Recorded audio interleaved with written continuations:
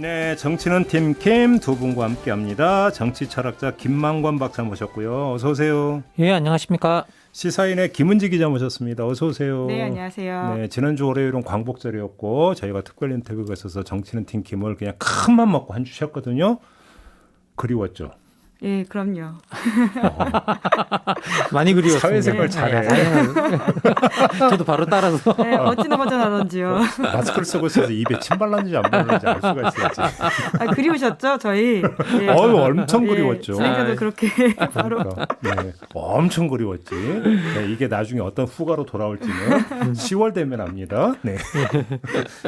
자, 오늘 이야기를 해봐야 될 텐데요. 우리 김은지 기자가 발제를 좀 해주시죠. 어떤 내용입니까? 네, 정치권에서 이 단어가 맴돌고 있습니다. 흔히 네 가지라는 이야기로 싸가지? 보통 순화돼서 이야기하는데 이젠 대놓고 다들 이야기하더라고요. 싸가지라는 단어인데요. 아. 이게 이제 싹수라고 하는 강원도나 전남 방언에서 왔던 말이라고 하는데요. 이제 보통 상대에 대해서 예의나 배려를 없다라고 하는 것을 속되게 이르는 말이긴 하죠. 네. 이 싸가지 없는 정치인에 대한 이야기들이 요새 네. 굉장히 좀 나오고 있는데요. 네. 특히 이준석 대표를 둘러싼 단어입니다. 제 고향이 충청도인데 저희 고향에서는 싸가지가 바가지만도 못하다. 아, 같은 맥락이죠. 싸가지가 없다. 그러니까 라임이죠. 싸가지, 네, 바가지. 예.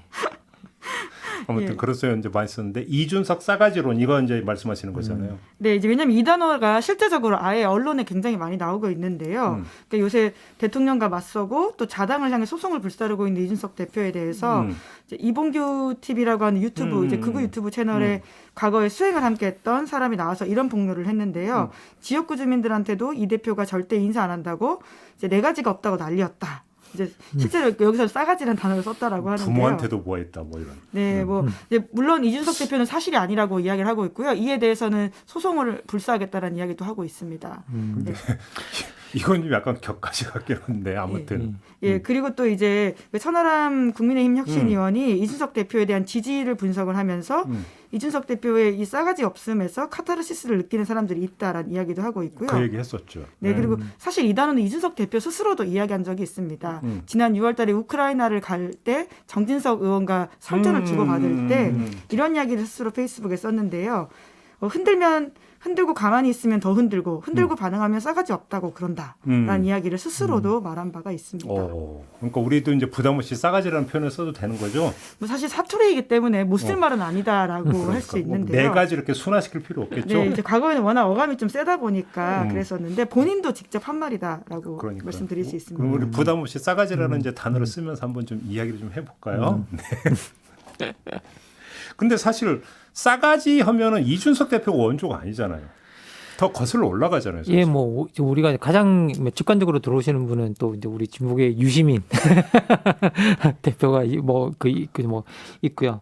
그다음에 뭐 그 유시민 전 의원처럼 이제 처음 등장했을 때 이제 어떻게 옳은 말도 저렇게 싸가지 없이 하냐라는 말이 뭐 되게 많았었고 실제로 이제 뭐 의원으로 당선돼서 처음 의원으로 이제 와서 의원 선서를 할 때도 이제 밑에 뭐 소위 뭐 백바지라 그래야 되나요? 뭐 그런 걸 입고 나타나고 캐주얼 차림으로 나타나서 이제 의원 선서를 한다고 해가지고 그때 엄청나게 이제 의원들 내에서 반발을 샀고요. 그렇죠. 그래서 실제로 의원 선서를 못했습니다. 그래서 결국 옷을 갈아입고 맞다. 다시 예. 정장을 입고 왔는데요. 예, 지금 보면 사실 굉장히 좀 이것 가지고 이렇게까지 논란일 것인가라는 생각이 들긴 하죠. 예, 근데 뭐 이게 사실 의원들뿐만 아니라요. 사회 곳곳에서 여전히 지금 뭐 많은 분들이 어떤 직업에 해당할 때 거기에 맞는 복장이 있다라고 생각하시는 분들이 되게 많고요. 그렇죠. 그리고 그 복장 코드를 좀 어긋났을 때에 대해서 상당히 비판적으로 보시는 분들이 많긴 많아요. 지금도 여전히 많긴 많아요. 국회의원들은 뭐 남성, 여성 가리지 않고 정장을 입어야 된다. 뭐 이런 거잖아요. 예, 맞습니다. 예, 명백하게 이제 국회의사당 같은 곳에 와서 어떤 국민의 이야기, 공식적인 이야기를 할 때 복장 자체가 그 자세를 보여준다라고 하는 어떤 그런 것들이 이제 관점이 있고 그렇기 때문에 이제 이걸 무조건 비판하기보다는 또 그 나름대로 일리가 있었던 전통이긴 해요. 그래서 이걸 뭐 무조건 비판할 건 아니고 하지만 이제 어쨌든 그런 일들이 일어났을 때 싸가지 없다라는 식의 비판이 있었고요. 우리가 좀 더 멀리 거슬러 올라가면 소위 40대 기술원이 처음 나왔을 때 또 오, 이제 그때도 있었나요? 예, 그때는 이제 뭐 싸가지라는 표현 대신 구상유치라 그래서 입에서 젖비리는 것들이 그 어디서 대통령이라고 유진산 예, 맞아요. 맞습니다. 구상유치라는 표현을 한 예. 적이 있었죠. 그래서 어디서 젖비리는 나는 것들이 뭐 대통령을 하겠다고 나오냐라고 맞아. 해가지고 예. 이제 그때 이제 그런 말이 이제 나왔었는데요. 사실 뭐 지금의 싸가지와는 좀 다른 표현이지만 그래도 젖비린내 난다라는 그렇죠. 식의 이제 비유를 함으로써 거의 어떻게 보면 지금보다 더 심한 말이었을 수도 있죠. 예. 근데 우리 김만고 박사가 잘하실 것 같은데 외국에도 이런 유사한 류의 어떤 이런 표현이 있어요? 저는 사실 이게 이런 식으로 표현하는 건 거의 들어본 적이 없는 게요. 아니, 정치 외국- 세계에서. 예. 왜냐하면 이게 뭐 이렇게 제가 이준석 저 대표의 뭐 그런 걸 또 찾아보니까 이준석 대표가 해외에서 학교 다니면서 교수들하고 학생들이 계급장 떼놓고 토론하는 걸 보면서 우리한테도 좀 이런 문화가 있었으면 좋겠다라고 이제 생각을 했다고 이야기를 하더라고요. 그리고 그런 것들이 이제 그대로 사회로 넘어가는 것 같다라고 이야기했는데 이건 이준석 대표가 유학하는 동안에 이준석 대표한테 무슨 일이 있었는지는 잘 모르겠지만 사실은 아니에요. 아니라고? 예. 우리보다 더 했으면 더 했지 덜하지 않습니다. 옛날에 제가 그 어릴 때 예. 그때 아주 유명했던 미드가 하버드대의 공부벌레들이라고. 예. 그거 뭐 맞짱 뜨고 뭐 토론하고 이러던데. 아니 드라마 보면. 제가 말하는 이 포인트는 뭐냐면요. 이게 사회생활로 그대로 옮겨간다라고 이야기했는데 그건 절대 아니에요. 왜냐하면 토론은 토론일 뿐이라는 그 평가가 있어요. 그래서 그 안에 토론하고 있지만 실제로 거기서 그 토론의 장이나 그 바깥에서 나와서 일상생활에서 매너가 없거나 행동 거지가 좀 바르지 않다. 그러면 어느 집단에도 낄 수가 없어요. 그래요? 우리보다 훨씬 더합니다. 더 했으면 더 했지 덜하지 않고요. 그리고 실제 이제 학문계에 들어가서도 이건 많은 분들이 들으시면 깜짝 놀랄 텐데 우리나라보다 훨씬 더 도제식입니다. 훨씬 더 도제식이고 심지어 박사 과정 중에 혹시 뭐 박사 논문 지도 교수가 돌아가신다 그러면 학위를 못 따고 돌아오는 학생들도 되게 많습니다. 저는 그건 제가 직접 겪은 바가 있어요. 저 학교 갈 때 교수님께서 그런 슬픈 사연을 갖고 계셨던 교수님 한 분이 계세요. 박사과정 밟다가 지도교수가 돌아가셔가지고. 근데 그 이유도 되게 웃겨요. 왜? 처음부터 날 찾아오지 않은 애들한테 내가 왜 봐주냐는 거예요. 대신. 심하다. 그렇기 때문에 훨씬 우리보다 도제식도 심하고요. 그래서 이게 생각해 보면 그건 좀 잘못 알고 있는 문화다. 우리보다 심했으면 심했지 덜하지 않다. 자, 그러면 이제 싸가지 이야기 나왔으니까 뭐 관점을 정리해 봅시다. 양면이 있는 것 같습니다. 싸가지를 입에 올리는 사람들의 꼰대식 발상이 문제라고 봐야 되는 건지, 아니면 싸가지 없음을 지적받는 사람의 애티튜드가 문제라고 봐야 되는 거죠. 어떻게 봐야 되는 겁니까? 일단 이거부터 좀 먼저 정리를 해야 될 것 같은데. 저 같은 경우는 이준석 대표의 가장 이제 큰 뭐라고 할까 사람 장점이자 단점이 할 말은 한다인 건데 저는 할 말은 하는 거에 대해서는 저도 불만이 없습니다. 뭐 어떻게 근데 이준석 대표의 말을 잘 들어보면 이제 할 말을 하는데 어떻게 듣기 좋게 하냐. 이게 핵심적인 포인트인 것 같아요. 애티튜드에 좀 문제가 있다고 보십니까?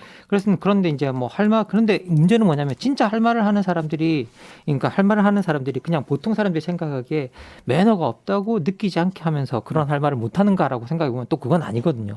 사실 매너를 지키면서 할 말은 할 수 있는 거고 그리고 그것들이 정치에서는 더더욱 필요한 일이고 그래서 좀 더 높은 기술이 필요한 일이라고 저는 생각이 듭니다. 근데 사실 이렇게 할 말을 매너 없게 하는 건 가장 편한 방식으로 이야기하는 게으른 것일 수도 있거든요. 그렇게 보신다. 이 정치인의 발언은 알게 모르게 사람들한테 다 이제 사람들이 일반적으로 말하는 방식에도 영향을 미칠 수 있기 때문에 저는 정치인들이 할 말을 매너 있게 하는 방식을 찾아야 하는 게 자기 일 중에 일부라고 생각해요. 김문지 기자는 어떻게 보세요? 그러니까 당연히 둘 다가 문제가 있죠. 그 꼰대적인 것들 사고방식도 문제가 있고 그리고 애티튜드에도 문제가 있을 수 있는데요. 그러니까 저는 소위 말하는 이준석식 싸가지론에 대해서 이야기하는 것이 가리는 부분들이 굉장히 크다는 생각들을 많이 하고 있는데요. 그러니까 그것이 보이지 않게 하는 어떤 지점들 그리고 오히려 그것 때문에 해야 될 논쟁을 못하게 만든다라는 생각들을 많이 하게 되는데 아까도 이제 김만권 박사님이 말씀해 주신 것처럼 이제 싸가지 없는 이야기를 한다면 대표적인 정치인이지 우리가 유시민 장관이 실제로 김영춘 의원이 했던 말이기 때문에 아주 대중의 뇌리에 크게 박혀 있는 말이잖아요. 근데 그 말의 연원이 말씀처럼 저렇게 옳은 소리를 저토록 싸가지 없이 말하는 재주를 어디서 배웠을까라고 하는 그 말에서 났다라고 해요. 그러니까 그 말의 전제는 뭐냐면 옳은 이야기인데 이 옳은 이야기를 어떤 태도로 하는 것이 맞느냐. 대한 논쟁점이거든요. 그러니까 이 전제는 옳은 이야기다라고 하는 것이죠. 네. 그러니까 이 옳은 이야기를 어떤 외피로 대중이 공감할 수 있게 해야 되냐. 그럼에도 불구하고 외피보다는 내용이 더 중요하다. 이렇게 지금 논쟁이 되었던 것들인데요. 그렇게 따지면 지금 이준석 대표가 하는 이야기가 모두 다 이제 옳다라는 전제를 하고 넘어가서 태도에 대한 이야기를 하는 것이냐라는 지점이 있다라는 거 하는 거죠. 먼저 그러니까 짚어봐야 되는 것은 이준석 대표의 메시지가 정말로 그럼 옳은 것이냐 이것부터 짚어봐야 된다. 예, 그렇죠. 오히려 자꾸 태도에 대한 이야기만 하게 되면 꼰대냐 아니냐, 혹은 에티튜드가 맞냐 아니냐 그렇게만 넘어가서 안 되는 지점들을 자꾸 띄어서 가게 만든다. 그럼 우리 김현지 기자 지금 저 말씀에는 이준석 대표의 메시지에도 일정한 문제가 있다라는 문제의식을 깔고 지금 하시는 말씀 같은데. 그거부터 논쟁해야 된다는 거죠. 예. 바로 한번 예. 얘기를 좀 해주시죠. 예, 그러니까 이준석 대표 같은 경우에는 굉장히 다양한 지점들을 건드리고 있는 정치인이거든요. 그래서 굉장히 하나로 이야기할 수 없고 굉장히 까다로운, 굉장히 어떻게 보면 정치로서는 과제적인 지점들을 가지고 오는 정치인이라고 생각을 하는데요. 네. 이준석 대표가 이제까지 했던 이야기가 그러면 어떤 지점들이 있냐? 라는 면에서 특히 자유라는 개념에 있어서는 보수 내에서 굉장히 가치적인 논쟁을 들고 오는 지점들이 있고요. 그리고는 그 안에 있던 생각들이라고 하는 것이 기본적으로 저는 자기 성찰이 없다라는 지점들을 가장 먼저 좀 짚어야 된다고 생각을 하는데요. 이준석 대표가 지난주 토요일에 기자회견을 하지 않았습니까? 이제 그 자리에서 양두구육이라고 말하면서 이제 윤석열 대통령을 굉장히 공격하기 시작했습니다. 뭐 앞서서도 그런 이야기를 했었죠. 그런데 이것은 싸가지 없음과 굉장히 다른 문제이거든요. 리더로서의 자기 책임감과 자기 혁신이 있었냐. 양두구육에 가장 앞장섰다라고 하는데 그게 윤석열 대통령을 공격하는 가장 효과적인 말인지 몰라도 그럼 본인의 반성과 성찰은 무엇이냐. 그 이야기들을 빼놓고 이야기를 자꾸 하게 된다라고 하는 것이죠. 이제 거기에 대한 비판이 있으니까 뒤늦게 국민도 속고 나도 속았다라고 이야기를 하긴 했는데요. 네. 그 이상의 이야기들이 계속 좀 있어야 된다는 생각을 합니다. 일단 자기 반성이 먼저 깔려야 되는 거 아니냐 이 말씀이시네요. 자기 성찰이 없이 자꾸 연민만 드러나고 있다라고 하는 것은 좋은 논쟁을 할 수 없게 만드는 지점들이 있는 거죠. 뭐 이렇게 그 아주 좋은 말씀을 해주셨는데요. 기본적으로 뭐 싸가지 없다라고 그 이야기를 했을 때 이게 매너 쪽으로 이제 태도 쪽으로 우리가 집중하게 돼서 오히려 전달하는 메시지가 무엇인가에 대해서는 우리가 놓쳐버리는 경우들이 있는데 네. 실제로 그 메시지를 우리가 들여다보면 이게 들여다보면 이렇게 자유주의, 뭐 다양성 이런 이야기 되게 많이 요즘 했었거든요. 뭐 그리고 뭐 개인의 권리 이런 이야기를 많이 했었는데 실제로 이제 이준석 그 대표가 하는 이야기를 들여다보면 이게 자유주의적 다양성은 원래 포용의 정치, 포함의 정치 그리고 다른 것을 좀 다르게 대하는 그런 것인데 기본적으로 갈라치기 그리고 상황에 대한 배려 없이 모두가 똑같은 환경에서 다 경쟁을 해야 된다든지 아니면 자기가 말하는 것들이 상당히 많은 사람들이 인권에 침해한다든지 인권 침해의 소지를 만들어내는 위협을 만들어낸다든지 그런 것에 대한 고려 없이 그냥 자기가 하고 싶은 말을 할 때가 엄청나게 많거든요.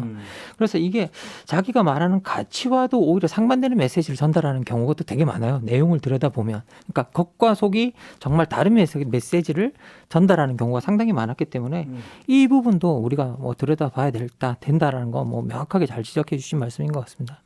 그러니까 사실은 따지고 들어가 보면 저는 그 갈등을 보면서 이준석 대 윤핵관의 갈등을 보면서 그 근본에 깔려 있는 건 이거잖아요. 뭐 양고기를 팔았던 개고기를 팔았던지 간에 문제는 그 이 매출 그러니까 손익 계산에 있어서 너무 시각차가 크다. 그러니까 이준석 대표 같은 경우는 내가 이렇게 해서 대선 승리까지 왔는데라고 하는 시각을 깔고 있고 윤핵관 쪽은 너만 아니었으면 더 크게 이길 수 있었는데 이 시각을 깔고 있는 거잖아요. 제가 볼 때는 이건 지금 건널 수 없는 강이 지금 도도히 흐르고 있는 것 같다는 생각도 사실은 좀 했었거든요. 여기에다가 이준석의 어떤 보수 정치라고 하는 것이 그러면 핵심적으로 어떤 가치를 갖고 있느냐라고 하는 것은 더 근본적인 문제가 될 것이고. 근데 언론은 이런 걸 잘 안 짚죠. 왜? 재미없으니까. 일단 싸가지라는 말이 짚히기 시작하고 거기에 집중하기 시작하면 사람들이 훨씬 더 많은 클릭수를 유발할 수 있고 그리고 많이 읽게 되는 부분이 있는데요. 근데 기본적으로 사실 생각해 보면 우리가 이 싸가지론이 계속 나왔을 때도 이게 뭐 아무것도 아닌 것 같지만 저는 이 싸가지론 같은 경우가 사실 이게 정치인이 매너 있게 말하라는 걸 야 싸가지 없이 싸가지 좀 있게 말하라는 것도 되게 매너 없는 발언이잖아요. 생각해 보면. 네, 그리고 보통 그것은 이제 네. 나이가 어리거나 젊은 사람들한테 가는 이야기입니다. 왜냐하면 이제 싸가지라는 말 자체의 어원이 그 아지라고 하는 하는 것이 망아지, 강아지, 송아지처럼 어린 것에 가축 잘 묻는 조라고 해요. 그러니까 예를 들어서 굉장히 말을 세게 하는 원로 정치인이 있다고 합시다. 우리가 그 정치인한테 싸가지 없다 이런 이야기를 하진 않거든요. 그러면 그렇죠. 네가 싸가지 없다고 그러니까 보통은 이제 유구한 역사 아까 말씀하신 것처럼 40대 정치인들 뭐 YS라든지 DJ 삼김 정치인한테도 그 이야기가 붙었던 시기들은 다들 이제 40대, 그러니까 상대적으로 젊은 나이였거든요. 그러니까 굉장히 메신저를 공격하는 데 있어가지고 나이가 굉장히 잘 들러붙는 이야기인데요. 사실 태도에 대한 정치인의 문제점이라고 한다면 이준석 대표도 굉장히 센 발언이긴 하지만요. 저는 윤석열 대통령이 특히나 이제 공개적인 행보를 하실 때 반말을 많이 하세요. 맞아요. 이제 저는 그게 굉장히 좀 좋지 않은 애티튜드라는 생각을 많이 하는데 그 문제에 있어서는 우리가 소위 네 가지 이야기를 하진 않잖아요. 대통령한테 싸가지라고 또. 아 근데 국민인 뭔 유권자, 일을 그러니까 가장 섬겨야 될 유권자 앞에서 본인도 모르게 계속 반말투가 나오는 건 전 굉장히 문제적이라고 생각을 하는데 네. 그에 대한 지적들은 사실은 이러한 논의와 연관돼서 주로 하지 않거든요. 그렇죠. 예. 그래서 이제 그 종종 소환되는 게 대선 때 유세할 때 기차에서 다리 올린 거, 뭐 이런 것들도 이제 그래서 이제 소환이 가끔 그 되기도 최근에 하죠. 그 아우리가 빨개지는 거냐고 묻는 그 이야기가 아우리가 빨개진다고 합니다 실제로. 그래서 그건 윤석열 대통령 굉장히 억울할 수 있는 이야기라고 진짜로 생각을 빨개진대요? 하는데요. 예. 근데 이제 그게 아니라 그러한 국민들 앞에서 민생 행보라는 상황에서도 계속 반말투의 말을 하시잖아요. 그렇죠. 저는 그게 이제 본인이 의식하고 하는 일은 아니라고 생각하지만 굉장히 고쳐야 될 중요한 태도라고 생각하거든요. 근데 원래 싸가지 이야기하고 세트로 나오는 그 다음 얘기가 그거잖아요. 어따 대고. 이게 뭐냐면 싸가지 없게 어따 대고 지금 싸가지 없게 이렇게 이게 세트거든요. 보통 원래. 이제 그 민증 이제 몇 살이냐 그렇죠. 이렇게까지. 그다음에 이제 물어보시죠. 민증가 이렇게 되는 거죠. 근데 여기서는 중요한 지점이 하나가 있는 것 같아요. 다시 말해서 정치 화법과 정치 커뮤니케이션이 바뀐 결과일 수도 있다. 무슨 이야기냐면 아리스토텔레스가 수학을 이야기를 하면서 뭐 세 가지 얘기하면서 그중에 하나가 에토스를 들었지만 거기서 설득의 수학이라고 하는 것은 상대방, 나하고 대화를 하고 있는 상대에 대한 어떤 설득의 수학이잖아요. 근데 지금 정치인들이 이야기하고 있는 수사는 누구를 보면서 하고 있는 거냐? 상대가 아닌 거죠. 그렇죠. 예. 대중인 거죠. 대중이다 보니까 싸가지 현상이 나타나는 배경에 뭐가 있냐면 사이다 선호 현상이 있는 거죠. 사이다 선호 현상이 있다 보니까 싸가지가 없는 쪽으로 이것은 상관관계를 형성하고 돌아가는 측면이 있다고 봐야 되는 거 아닙니까? 그건 맞습니다. 저는 그런데 이게 가장 큰 문제는 뭐냐면요. 우리가 물론 정치인들이 대중들을 바라보고 하는 뭐 대중들을 바라보고 대중들에게 지지를 얻고 대중들에게 관심을 얻어야 되는 건 맞지만 그런 발언들이 계속 매너 없게 계속 지속되다 보면 저는 같이 앞으로 정치해야 될 동료들을 잃게 된다라는 생각이 들 때가 있거든요. 그래서 근본적으로 우리가 이제 이 문제를 들여다보면 정치인들 같은 경우에는 어떤 특히 대표의 역할을 맡고 있는 사람들이라고 하고 그리고 누군가의 대표가 되고 싶은 사람들이라고 한다면 장기적으로 자기와 같이 일할 집단들의 지지도 이제 어떤 필요한데 그런데 대중들의 어떤 인기와 그리고 대중들의 요구에 부합하기 위해서 자기 동료 집단들의 신임을 잃어가는 사람들이 있거든요. 그런 사람들은 장기적으로 정치에서 성공할 수 없다라는 생각이 좀 들고요. 그리고 사실 이 싸가지론 이렇게 들여다보면 이 싸가지론 가장 먼저 어떻게 보면 이론적으로라고 그래야 되나요? 이렇게 명확하게 드러냈던 게 강준만 교수님이시잖아요. 이 싸가지 없는 진보라고 해가지고 이제 그 이야기를 하셨는데. 근데 이 싸가지 이야기를 하셨던 강중만 선생님께서 또 강중만 교수가 또 거의 이준석에 관한 이제 이야기도 해요. 싸가지를 엮어서 발칙한 이준석에서 이 이야기를 하고 있는데요. 근데 기본적으로 이제 강준만 교수의 분석에 따르면 대부분 다 이 대중들이 어떤 정치인들이 소위 말해서 매너 없이 이야기하는 것들을 허용하는 그런 시점이 있다라는 거예요. 근데 그런 시점이 주로 어느 때냐면 도전자의 입장에 있을 때. 그렇죠. 그런 건 허용을 하는데 그렇죠. 지금 이제 이준석 대표 같은 경우에는 더 이상 대표가 된 이후에는 도전자 입장은 아니라는 거예요. 그럼 그때부터는 자기가 태도와 메시지를 관리를 해야 되는데 앞으로 도전자 입장에 있을 때 하던 메시지와 그 방식을 그대로 적용하게 되면 이게 실패하게 될 거다라고 이야기를 하고 있거든요. 근데 그 지점에서 네. 논란의 소지가 좀 약간 있는 것 같아요. 그래서 도전자라는 개념보다는 약자라는 개념, 다시 말해서 윤석열 대통령과의 상관관계 속에서는 약자 아니냐, 이렇게는 얘기가 될 수 있는 부분이 있지 않나요? 그 지점에서는. 저는 이제 근데 그걸 약자로 정말 봐야 되는지는 잘 모르겠습니다. 기본적으로 저는 당 대표와 대통령이 물론 우리나라에서 봤으면 대통령 중심제에서는 명확하게 그런 부분이 있지만 적어도 이제 여당의 당 대표 정도가 되면 어떤 일방적 약자나 그런 식으로 규정이 될 수는 없다라는 생각이 좀 들거든요. 그래서 이게 당 대표로서 가져야 되는 어떤 말과 어떤 방향성 같은 건 분명히 좀 있어야 되는 것 같아요. 근데 시작부터 좀 틀어진 부분이 되게 많았었던 게 제가 이렇게 찾아보니까 2021년 7월 21일 김종배의 시선 집중에서 뭔 말을 이렇게 강조해요 도대체? 예, 시선 집중해서 이게 그 이준석 대표가 이런 이야기를 했더라고요. 윤 전 총장의 아쉬운 지점이 뭐냐 하면 과거에 안철수 대표가 정치에 대해서 미숙했을 때 또는 정치에 처음 참여하셔서 방향성을 설정하는 데 어려움을 겪으셨을 때 했던 판단들과 아주 비슷한 판단들을 하고 있다라고 하면서 소위 윤석열 대통령에게 그 당시 그 후보자에게 훈계 메시지를 던지고 있다라고 이제 이렇게 이야기를 합니다. 그래서 실제로 이제 근데 그 훈계 메시지를 던지는 게 그냥 훈계 메시지가 아니라 자기가 생각할 때 가장 미숙한 정치인이라는 분과 그리고 자기 분과 비유를 해서 자기 당이 밀고 있는 어떤 대선 후보의 이미지를 비유를 함으로써 인해서 상대 어떻게 보면 안철수 대표의 그 당시 대표의 어떤 이미지를 깎아먹는 것은 당연하고요. 윤석열 대통령 그 당시의 후보의 이미지까지 이제 어떻게 보면 깎아먹는 그런 발언을 당대표로서 계속 하고 있었다는 거예요. 그런 것들은 별로 좋지 않았다라고 이야기를 하고 있고 이런 것들이 켜켜이 감정이 쌓이게 만들고 상대방을 적으로 만드는 행위였다라고 이제 평가할 수 있을 것 같아요. 예.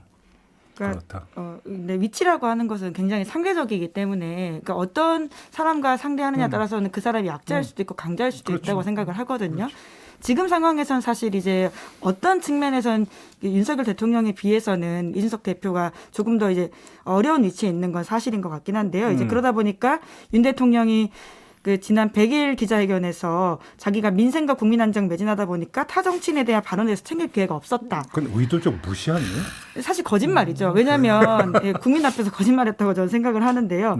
그 이후에 했던 이야기가 운동 과정에서 타 정치인 발언에 대해서 논평이나 입장을 표시해 본 적이 없다는 걸 생각해달라고 했는데 그 문자로 보면 바로 그러지 않았다라는 게 드러났기 때문에 내부 총질이 논평이죠. 예, 사실 윤석열 대통령의 어떤 장점 혹은 윤석열 다움이라고 한다면 그 자리에서 차라리 통 크게 인정하고 사과하고 이렇게 넘어갔으면 더 보기 좋았을 텐데 사실 이상하게 회피하는 게 아니라 아예 거짓말을 전 했다고 생각을 하거든요. 근데 이런 지점에서 이준석 대표가 같은 날 오후에 바로 똑같이 대갚아 주잖아요.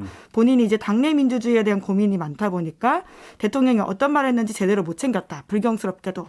이렇게 똑같이 대갚아 주는 것들에 있어서는 어떤 면에서 효과적인 메시지라고 할 수 있죠. 이게 위치가 그러다 보니까요. 그런데 이준석 대표는 일관되게 근데 이런 모습을 한다는 게 가장 큰 문제인 건데요. 예를 들어서 과거의 여성, 장애인 그렇죠. 이런 사람들에 대해서도 굉장히 똑같이 독하거나 아주 좀 뭐라고 할까 독설적인 메시지들을 내보냈는데요. 그럴 때는 본인의 위치가 훨씬 더 강자이거든요. 그런데 그렇죠. 그렇게 한다는 것은 굉장히 맥락에 맞지 않는 저는 것들이 있는 그게 거죠. 그 지적에 동의를 하는데 이게 왜 나타나느냐? 이게 꼭 그리고 이준석 현상만이냐? 그럼 다른 정치인들에게는 이런 어떤 화법이 그러니까 등장을 하지 않고 있느냐? 아니거든요. 제가 볼 때는. 그게 이른바 SNS 시대의 정치인의 화법의 변화상 중에 하나일 수가 있다는 거예요.